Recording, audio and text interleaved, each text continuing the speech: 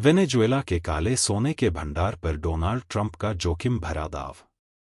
देश को खनिज तेल बाजार में सही जगह वापस दिला सकते हैं सही कदम। लेखक के रविंद्रन।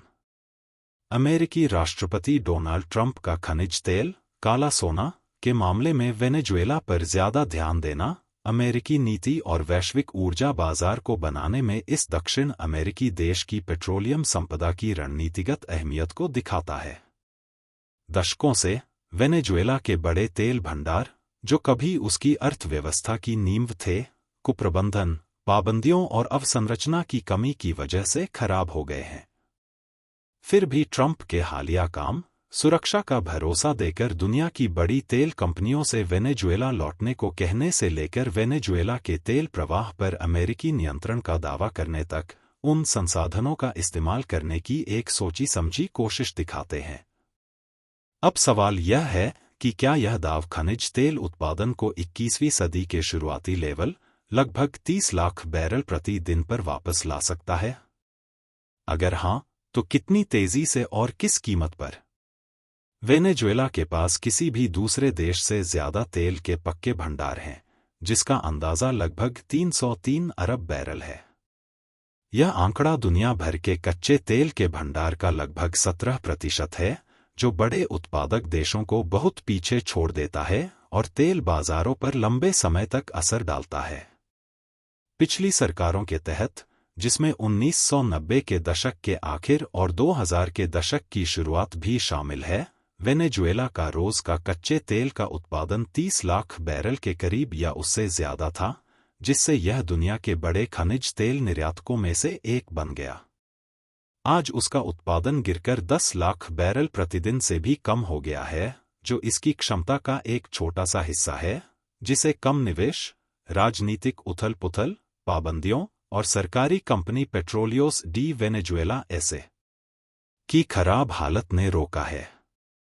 ट्रंप प्रशासन का तरीका भूराजनीतिक दबदबे को निजी पूंजी के उनके आग्रह के साथ जोड़ता है। शेवरॉन, एक्सॉन मोबिल और कोनोकोफिलिप्स के कार्यपालक अधिकारियों के साथ हाल की बैठक में, ट्रंप ने वेनेजुएला की खनिज तेल संपदा के साथ बड़े पैमाने पर फिर से जुड़ने को बढ़ावा दिया है, उनके कार्य संचालन के लिए पूरी हिफाजत और सलामती का वादा किया है, और अमेरिकी सरकार के पूंजी के बिना कम से कम 100 अरब डॉलर के औद्योगिक निवेश की अपील की है। यह पेशकश खनिज तेल उत्पादन को फिर से शुरू करने की इच्छा और अमेरिकी हितों के लिए अच्छी शर्तों पर वेनेजुएला के कच्चे तेल को वैश्विक बाजार के साथ समेकित करने की इच्छा, दोनों को दिखाती है। यह इस क्षेत्र में चीनी और रूसी प्रभाव का मुकाबला करने सहित बड़े भूराजनीतिक मकसदों को भी पूरा करता है। हालांकि, तेल कंपनियों से की गई अपील को नपीतुली प्रतिक्रिया मिली है। शेवरॉन, जो पीडीवीएसए के साथ संयुक्त उपक्रम के जरिए वेनेजुएला में चल रहे संचालन वाली एकमात्र बड़ी अमेरिकी कंपनी है, ने अगले 18 से 24 महीनों में शायद 50% तक उत्पादन बढ़ाने की तैयारी जताई है, अगर नियामक और संचालन के हालात इजाजत देंगे। लेकिन एक्सॉन मोबिल जैसी कंपनियां ज्यादा सावधान रही हैं, और उसके नेतृत्व ने वेनेजुएला को बड़े कानूनी और वाणिज्यिक सुधारों के बिना निवेश करने लायक नहीं बताया है। पहले हुई जब्ती और मुआवजे के अनसुलझे दावों ने एक ऐसे देश को बड़ी रकम देने को लेकर डर बनाए रखा है, जो लंबे समय से राजनीतिक अस्थिरता से जूझ रहा है। वेनेजुएला को 1970 के दशक के चरम उत्पादन जैसी स्थिति में वापस लाना सिर्फ एक प्रतीकात्मक उम्मीद से कहीं ज्यादा है। यह आगे आने वाली बड़ी चुनौतियों को दिखाता है। विश्लेषकों का कहना है कि मौजूदा खनिज तेल क्षेत्रों और पाइपलाइनों में धीरे धीरे सुधार अरबों डॉलर की पूंजी से किया जा सकता है, जिससे कुछ सालों में उत्पादन कई लाख बैरल प्रति दिन बढ़ सकता है।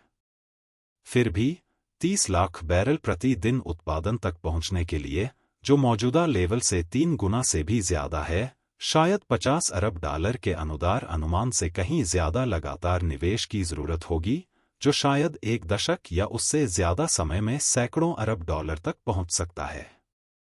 यह सिर्फ ड्रिलिंग और खनन सुविधाओं की पूंजी की कीमत को ही नहीं दिखाता, बल्कि ऊर्जा अवसंरचना, परिवहन, रखरखाव और ऊर्जा क्षेत्र को नियंत्रित करने वाले संस्थानिक ताने बाने में बड़े बदलाव की जरूरत को भी दिखाता है।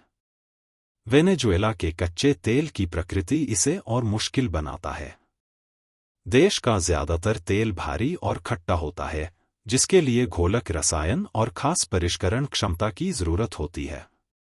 हालांकि अमेरिकी खाड़ी तट के परिष्करण संयंत्र ऐसी श्रेणी को प्रसंस्कृत करने के लिए काफी अच्छी तरह से तैयार हैं, लेकिन भारी खनिज तेल की अर्थव्यवस्था दूसरी जगहों पर बनने वाले हल्के विकल्पों की तुलना में कम आकर्षक है।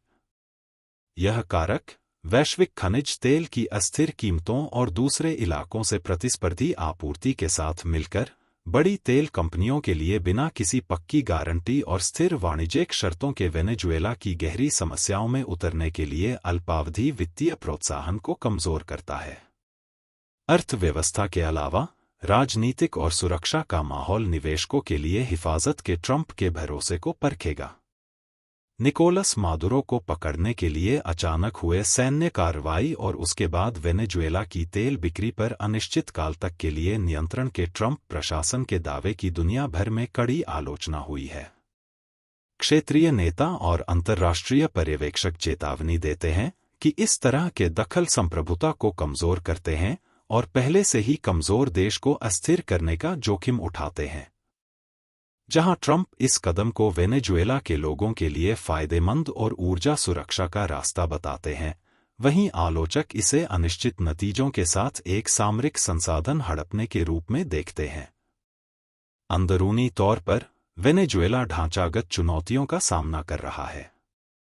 कई रुकावटें हैं जिन्हें सिर्फ बाहरी पूंजी से हल नहीं किया जा सकता। दशकों तक कम निवेश और राजनीतिक दखलंदाजी ने उस विशेषज्ञता और अवसंरचना को कमजोर कर दिया है जो कभी पीडीएनएसए के कार्य संचालन के आधार थे।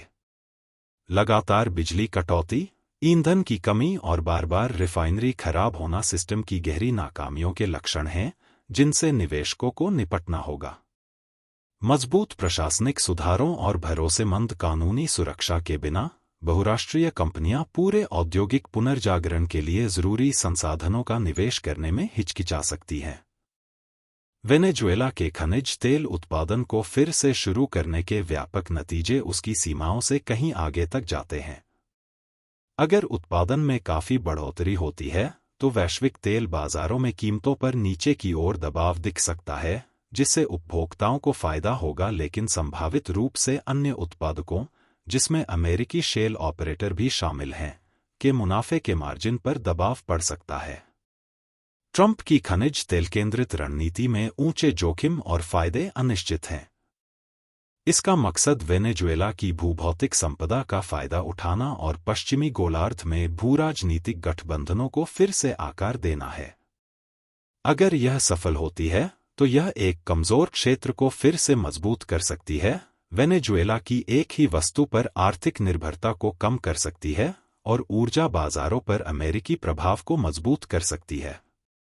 फिर भी उत्पादन में सार्थक उछाल का रास्ता मुश्किल है, जिसके लिए न सिर्फ पूंजी बल्कि राजनीतिक स्थिरता, संस्थागत सुधार और वेनेजुएला सरकार और विदेशी निवेशकों दोनों की ओर से लगातार प्रतिबद्धता की जरूरत है।